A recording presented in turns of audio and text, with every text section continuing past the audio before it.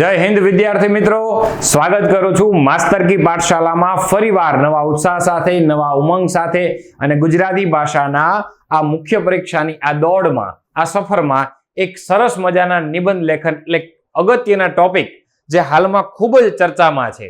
અગાઉ પણ મેં તમને એનું લિસ્ટ આપેલું હતું કે જે એઆઈ છે, યુસીસી છે, વન નેશન વન ઇલેક્શન છે, સાથે સાથે પોલીસને લગતા સુધારણા એટલે કે પોલીસ રિફોર્મ્સને લગતી બાબત છે. આ અત્યારે રવિવારે જે યોજાનારી પરીક્ષા છે પીએસઆઈની, એના માટે અગત્યના છે અને એ અગત્યના નિયમોમાં એટલે કે અગત્યના નિયમોની આપણે ચર્ચા કરી. સાથે સાથે નિબંધ લેખનનું લિસ્ટિંગ કર્યા બાદ મેં એમનું તમને લિસ્ટ પણ આપેલું હતું. બને એટલો પ્રયત્ન પૂરો કર્યો છે કે એઆઈ બાબતે તમને સંપૂર્ણ ડેટા આપ્યા છે. વન નેશન વન ઇલેક્શન બાબતે પણ ખૂબ જ ઊંડાણપૂર્વક શું શું લખી શકાય એની ચર્ચા કરેલી છે. તો સાહેબ આજે આપણે ચર્ચા કરવી છે જે પોસ્ટર મૂકેલું છે, આપણે અગાઉ જાહેરાત કર્યા એ મુજબ કે યુસીસી શું છે, યુસીસી કઈ કઈ બાબત એની અંદર લખી શકાય, કઈ બાબત લખવાથી વધુ માર્ક આવે. યાદ રાખજો સાહેબ, યુસીસી છે યુનિફોર્મ સિવિલ કોડ એટલે કે સમાન નાગરિક સંહિતા, જેને આપણે કહી શકીએ કે યુનિફોર્મ એટલે થશે સમાન. જો એને વિસ્તારપૂર્વક આપણે સમજવો હોય તો આપણે આવું કંઈક કહી શકીએ.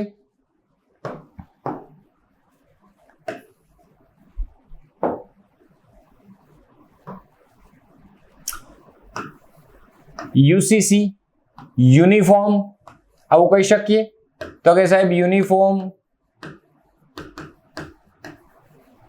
સી મતલબ સિવિલ, આપણે એનો ઉલ્લેખ અહીં નાગરિકના અર્થમાં કરશું.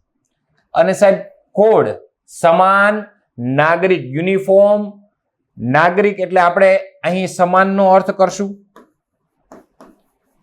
યુનિફોર્મ એટલે આપણે સિવિલ શબ્દનો ઉલ્લેખ કરશું.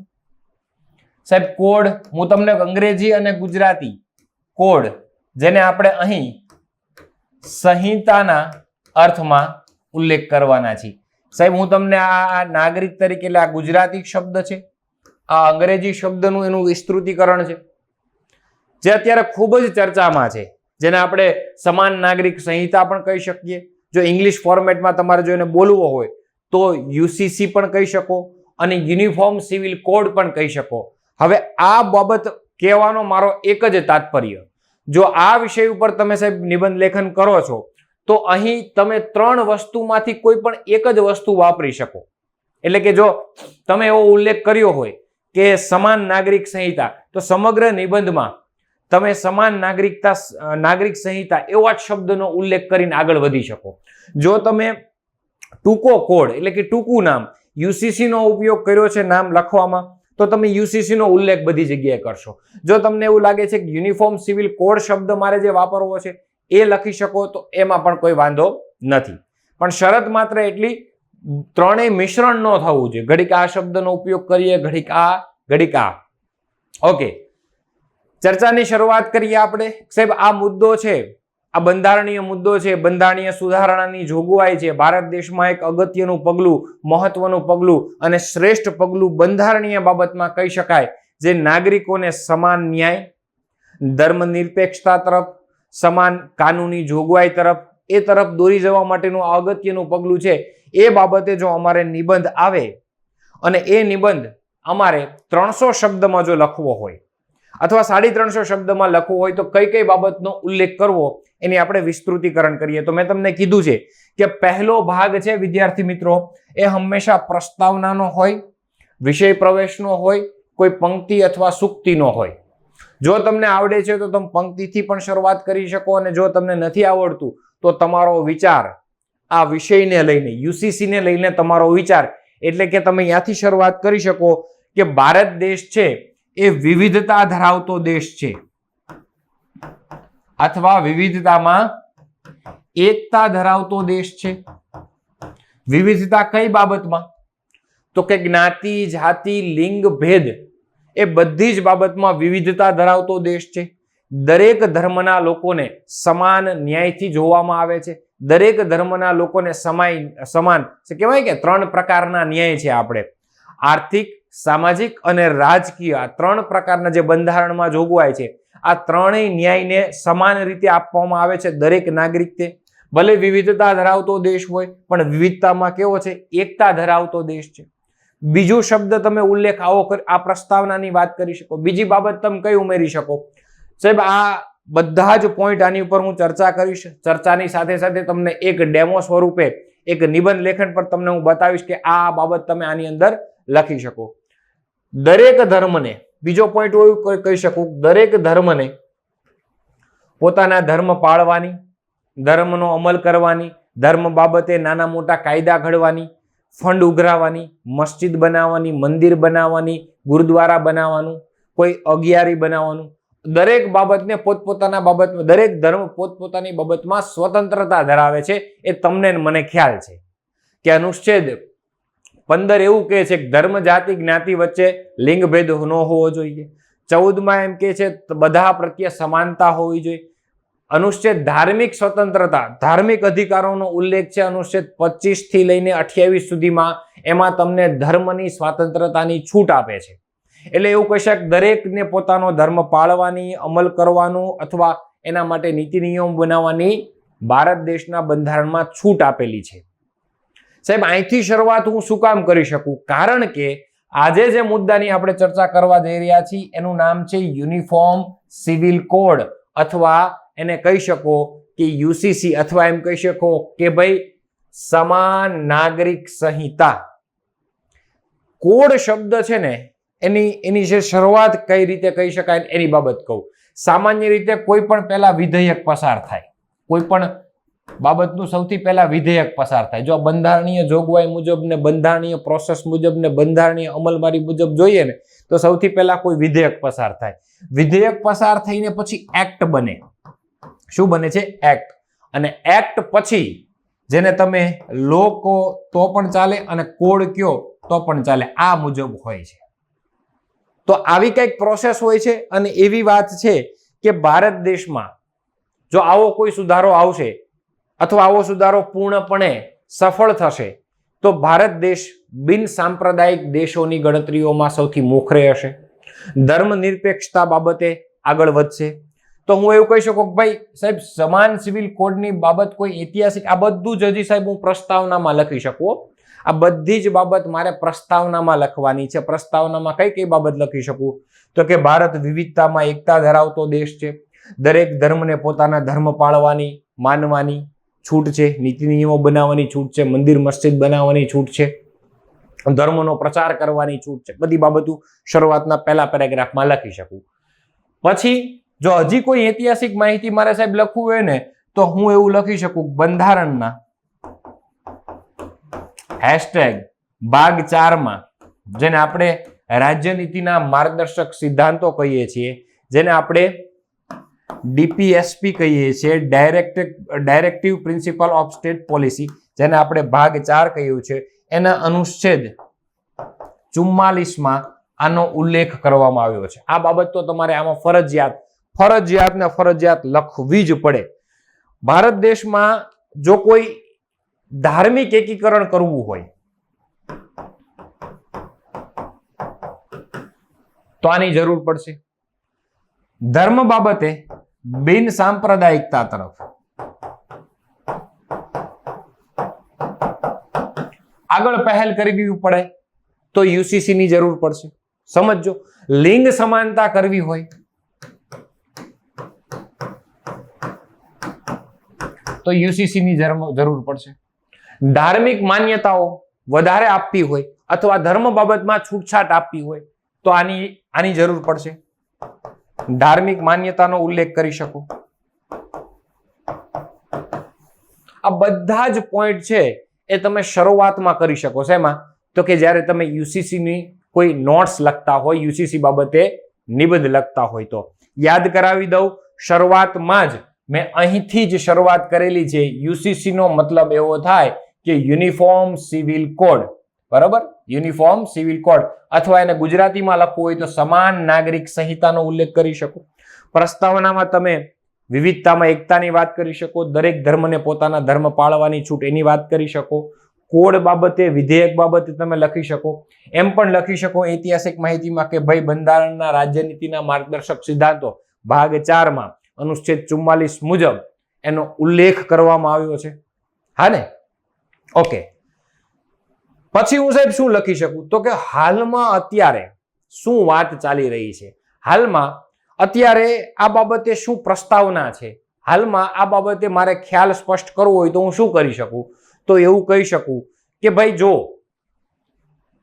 હિન્દુ ધર્મ છે તો કે હા, લગ્નને લગતા કાયદા, છૂટાછેડાને લગતા કાયદા, ઓકે, વારસાને લગતા કાયદા, હા કે ના, આ બધી બાબતમાં પોતાના અલગ કાયદા છે. એટલે કે આપણે હિન્દુ મેરેજ એક્ટ ની વાત કરી શકીએ. તો કે મુસ્લિમ ધર્મની વાત કરો તો એના પણ લગ્ન નિકાહ માટેના કાયદા, આપણે નિકાહ કહીએ, નિકાહ માટેના કાયદા, બરોબર, તલાક માટેના કાયદા, વારસાઈ માટેના કાયદા, એ બધાના અલગ છે. આ બધી મેટર છે ને. એ જ રીતે ખ્રિસ્તી ધર્મમાં અલગ છે.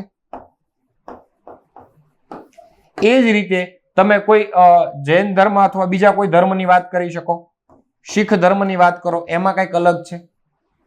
પણ સમજો આ હું કયા કાયદાની વાત કરું? ભારત દેશમાં બે પ્રકારના કાયદા છે, એટલે કે બે પ્રકારના ગુના હોય અથવા બે પ્રકારનું આપણે કોડ કહી શકીએ.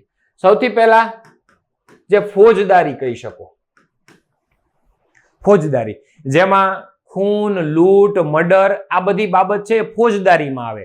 ફોજદારી તો એ તમામ ધર્મ માટે સરખી જ છે.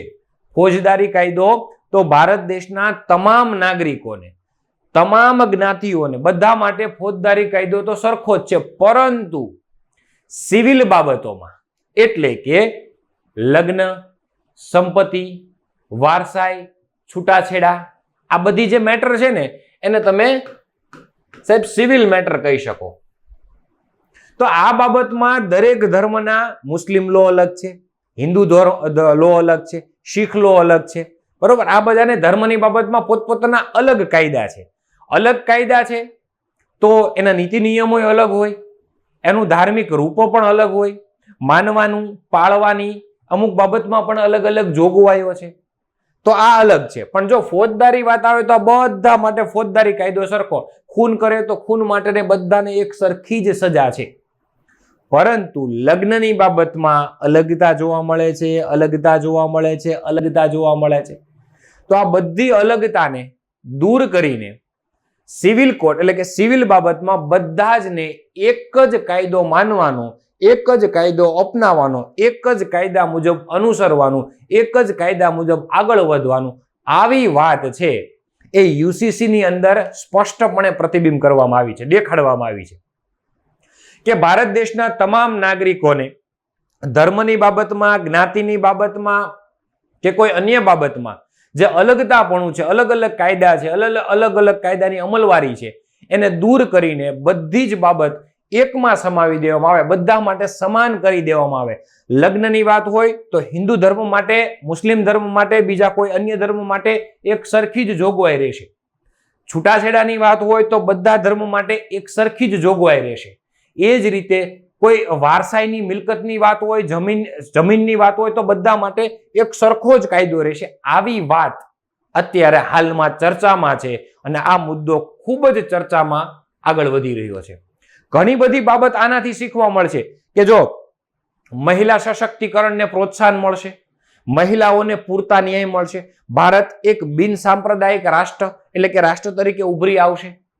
સમજો કે બધા ધર્મને સમાન ન્યાય મળશે, લોકોને લિંગ સમાનતા મળશે, ધાર્મિક સમાનતા મળશે, ધાર્મિક માન્યતાઓમાં સમાનતા મળશે.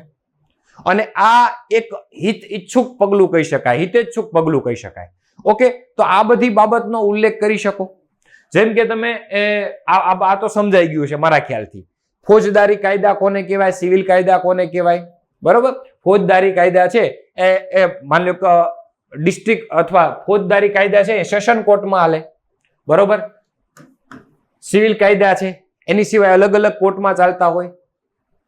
તો દીવાની કાયદા જેને કહેવાય એ સિવિલ કોર્ટમાં ચાલે, દીવાની કાયદા છે એ બધા સિવિલ કોર્ટમાં ચાલે, અને ફોજદારી કાયદા છે એ બધા સેશન કોર્ટમાં ચાલે. આવો ઉલ્લેખ તમે કરી શકો જો તમે ઈચ્છતા હોય તો. બાકી તમારે હજી કોઈ બીજું ઉદાહરણ ટાંકવું હોય તો હાલમાં ચર્ચાસ્પદ એવું કહી શકીએ કે ઉત્તરાખંડમાં યુસીસી ની અમલવારી છે અને યુસીસી ની અમલવારી પર યુસીસી ની અમલવારીથી સૌથી કઈ બાબત શ્રેષ્ઠ મગજમાં આવી છે? તો કે પહેલા તો બહુપત્નીત્વ પર રોક લગાવી. ઉત્તરાખંડ સ્ટેટમાં યુસીસી ની અમલવારી થઈ ગઈ છે અને બહુપત્નીત્વ પર રોક લગાવી દીધી. સાથે સાથે તો કે લગ્નની ઉંમર, નેશનલ ફેમિલી હેલ્થ સર્વે, આના એક રિપોર્ટ મુજબ, હા તાજેતરમાં કોઈ કમિટીએ રિપોર્ટ લખ્યો હોય તો તમે લખી શકો, કોઈ સર્વે મુકાણો હોય તો પણ તમે આ નિબંધમાં લખી શકો. નેશનલ ફેમિલી હેલ્થ રિપોર્ટ સર્વેમાં એવું કીધું છે કે સમાન તમામ લોકોની ઉંમર અત્યારે હાલમાં ઉત્તરાખંડ સ્ટેટમાં યુસીસી ની અમલવારી અંતર્ગત તમામ લોકોની, તમામ એટલે સ્ત્રી પુરુષ બધાની ઉંમર લગ્ન બાબતે 21 વર્ષ કરી દેવામાં આવી છે. તો આ અત્યારે એક ઉદાહરણ છે. અત્યારે યુસીસી નું શ્રેષ્ઠ ઉદાહરણ ટાંકવું હોય તો તમે ટાંકી શકો કે ઉત્તરાખંડ સ્ટેટમાં એની અમલવારી સાથે બહુપત્નીત્વ પર રોક લગાવી દીધી છે અને તમામ લોકોની ઉંમર છે એ હાલમાં કેટલી કરી છે? 21 વર્ષ કરવામાં આવી છે. તો બધી જ બાબતોનો તમે વિસ્તારપૂર્વક ઉલ્લેખ કરો જેનાથી તમને વધુ આઈડિયા આવશે. મેં તમને કીધું એમ કે અલગ અલગ તમે ઇન્ડેક્સ લખી શકો, સાંસ્કૃતિક એકતાના ઉદાહરણ લખી શકો, માનવ અધિકાર આંકમાં વધારો થયો, માનવ સૂચક આંકમાં વધારો થયો, એના રિપોર્ટ્સ તમે લખી શકો. આ બધી બાબતનો ઉલ્લેખ તમે પ્રાથમિકમાં કરી શકશો. ઓકે, ચાલો ધર્મ આધારેની વાત કરી શકો. ડન. હવે પછી આપણે સરસ મજાના નિબંધ તરફ આગળ વધીએ અને એ નિબંધમાં આગળ વધતા પૂર્વ ભૂમિકા ક્યાંથી બાંધી શકાય? ઓકે, પૂર્વ ભૂમિકા બાંધવી હોય તો એવું કહી શકાય યુનિફોર્મ સિવિલ કોડ એટલે કે સમાન નાગરિક ધારો એ ભારતના બંધારણમાં, તમારી સામે એક ડેમો મૂકેલો છે જેમાં મેં હમણાં ઉલ્લેખ કર્યો એની સિવાયની બધી બાબત એડ કરી છે. સાથે સાથે બીજી બાબત પણ હું તમને એડ કરાવીશ. યુનિફોર્મ સિવિલ કોડ એટલે કે સમાન નાગરિક ધારો એ ભારતના બંધારણમાં સામેલ પામેલ એક મહત્વપૂર્ણ, અત્યંત અને વિવાદાસ્પદ વિષય છે. સ્વાભાવિક છે ને કે ભાઈ આમાં થોડોક વિવાદ પણ થવાનો છે. બધા સ્વીકારી લેવું જરૂરી નથી, કેમ કે દરેક ધર્મને પોતાના અલગ અલગ કાયદા હોય, એ બાબતે ફેરફાર થતો હોય તો ઘણાને માન્ય હોય પણ અને ઘણાને માન્ય ન પણ હોય.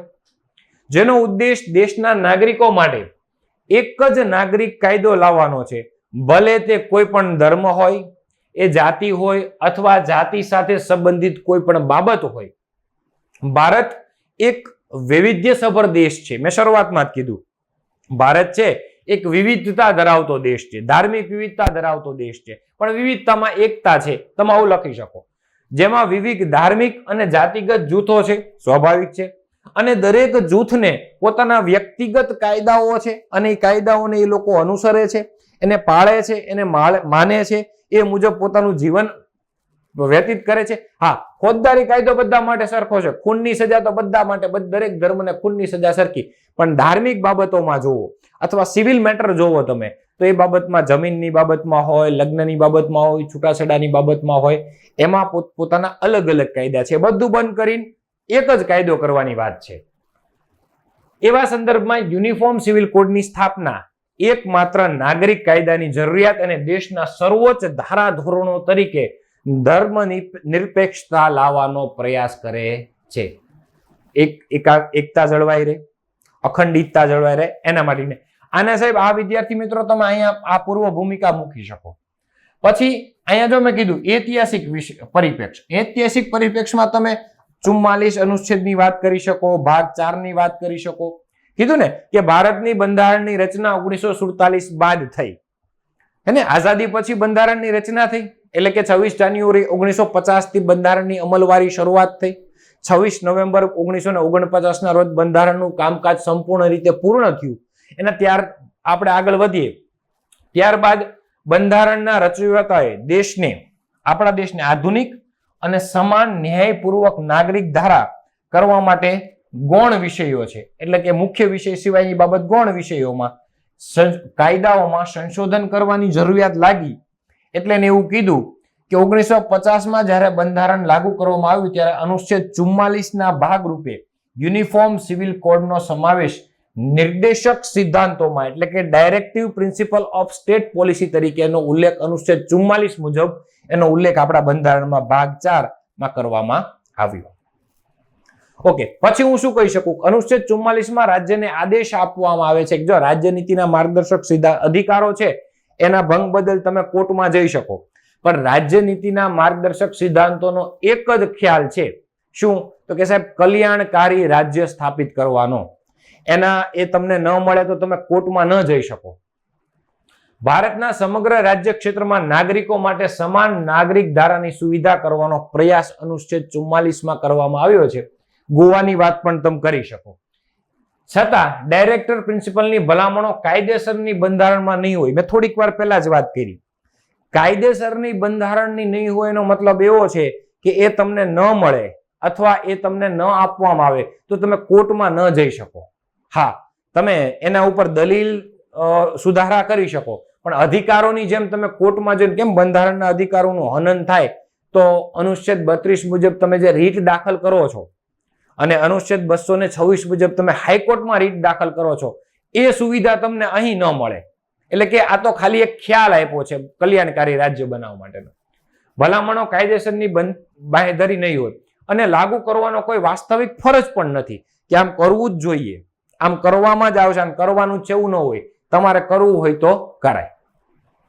સંબંધિત અનુચ્છેદની સ્થાપના પાછળનો આપણો મુખ્ય ઉદ્દેશ સાહેબ એ જ હતો કે દેશના તમામ નાગરિકોને ધાર્મિક વિસંગતતા છે ને, ધાર્મિક વિસંગતતા એટલે કે લગ્ન બાબતમાં, મંદિર બાબતમાં, ધાર્મિક વિધિ બાબતે, ધર્મ પાળવા માટે, ધર્મ માનવા માટે એ અલગ અલગ છે બધાની.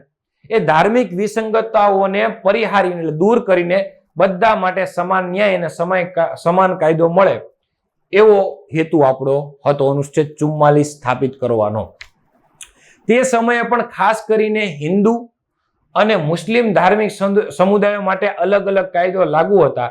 તે સમયે આ વિચાર અત્યંત વિવાદાસ્પદ હતો. સ્વાભાવિક છે, હિન્દુ ધર્મ માટે અલગ કાયદા, મુસ્લિમ માટે અલગ કાયદા, હિન્દુ મેરેજ એક્ટ અલગ, મુસ્લિમ લો મેરેજ એક્ટ અલગ, છૂટાછેડા બાબતે અલગ, હિન્દુમાં છૂટાછેડા બાબતે અલગ, લગ્ન વિધિ અલગ, આમ અલગ.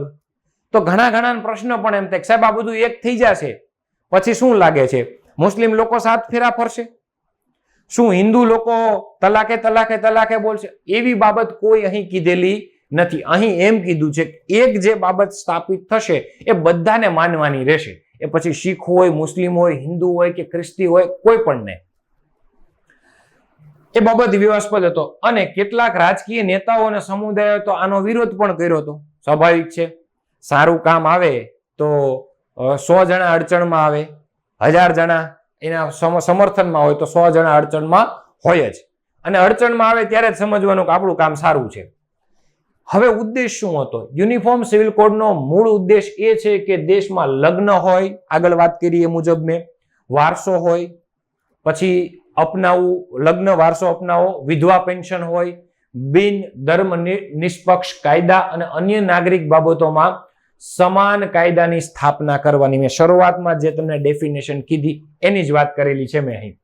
આજે દરેક ધર્મ માટે, સમુદાય માટે તેને પોતાના વિશિષ્ટ કાયદાઓ છે. સ્વાભાવિક છે, થોડીક વાર પહેલા જ કીધું, દરેક ધર્મને પોતપોતાના કાયદાઓ છે. જેમ કે હિન્દુ સંબંધી કાયદા અલગ છે, મુસ્લિમ પર્સનલ લો અલગ છે, ખ્રિસ્તી માટે અલગ છે, પારસી માટે અલગ છે. વ્યક્તિગત કાયદાઓ સમય સાથે બદલાયા નથી. હજી એને જૂની રૂઢી અને જેને જૂના ખ્યાલ મુજબ અને જૂની પેટર્ન મુજબ હજી એમનેમ છે. અને તેમાં ઘણા જૂના ઢાંચા છે જે વૈશ્વિક પ્રગતિ અને આધુનિકતાને સુસંગત નથી. સ્વાભાવિક છે, 21મી સદી છે, ઝડપી યુગ છે. આ યુગમાં જૂના રૂઢિના કાયદા કે આમાં બદલાવ જરૂરી છે, કેમ કે એ દેશની અમુક બાબતને ખૂબ જ નડે છે. તો એના માટેની અત્યારે જે આ પહેલ છે અગત્યની છે. અલગ અલગ કાયદાઓના કારણે દેશમાં નાગરિકો માટે સમાન ન્યાયનો અભાવ જોવા મળે છે.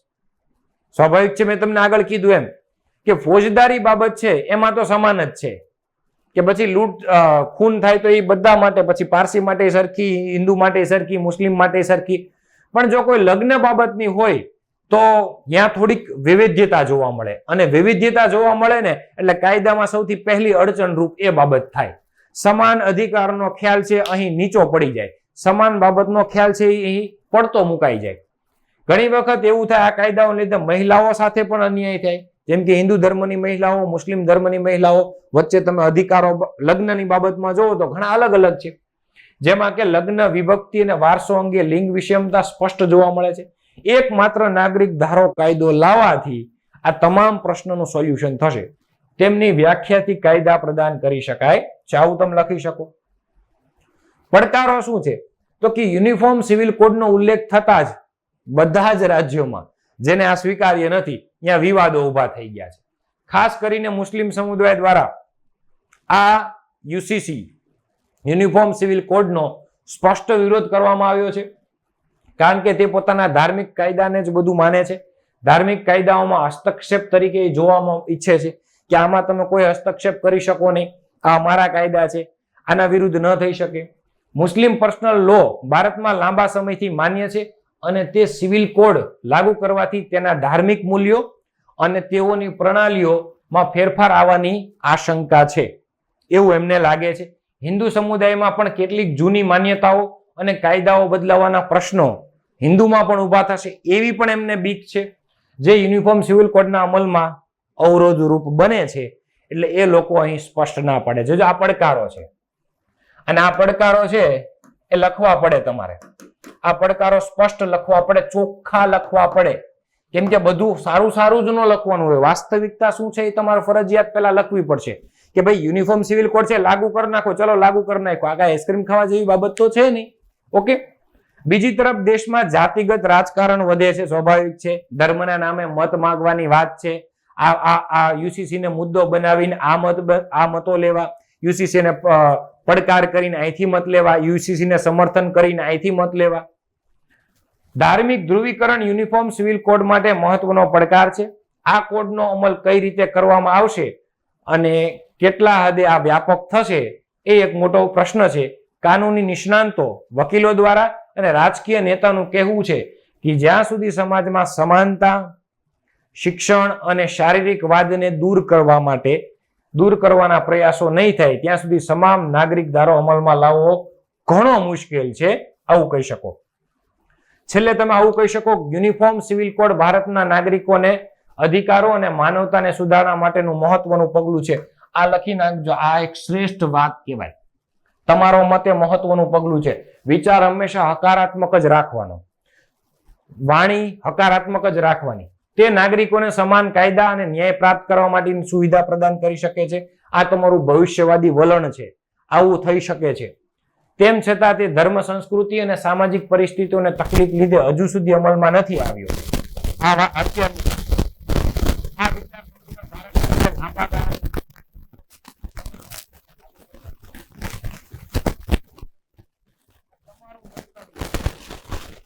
હવે